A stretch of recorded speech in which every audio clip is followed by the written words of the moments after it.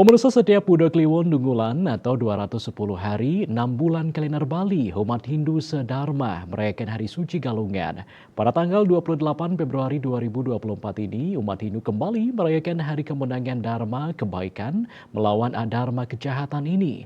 Lalu bagaimana umat Hindu khususnya di Bali memaknai perayaan Hari Suci Galungan di zaman globalisasi ini? Mari kita simak liputannya berikut ini. Gunawan SAGMAG mengatakan Hari Raya Suci Galungan dapat dimaknai secara teologis, sosial budaya maupun ekologisnya. Dari sudut teologis berdasarkan lontar Sundarigama disebutkan bahwa Hari Suci Galungan adalah munculnya pikiran-pikiran yang suci dan baik serta lenyapnya segala kegundahan dan kegalauan pikiran. Secara teologis, galungan ini adalah upaya untuk menumbuhkan pikiran baik, menumbuhkan semangat dan motivasi hidup yang baik, serta melenyapkan pikiran yang tidak baik dan keraguan atau kerisauan yang berlebihan.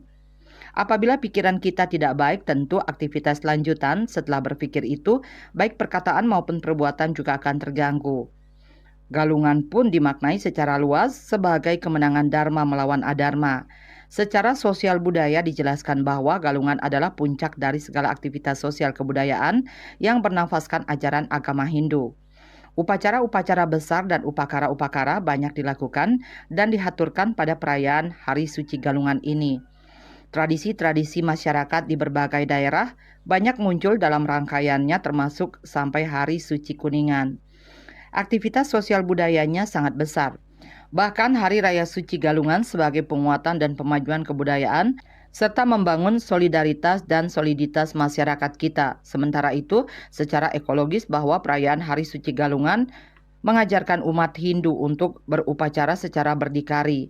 Artinya segala sarana prasarana upacara itu harusnya disiapkan sendiri. Maka sebelum galungan ada tumpak warige yang bermakna agar umat Hindu berkebun dan bercocok tanam sendiri. Segala bahan-bahan upakara bisa diambil di kebun sendiri, tidak bergantung dengan orang lain. Hal ini telah diajar oleh leluhur kita.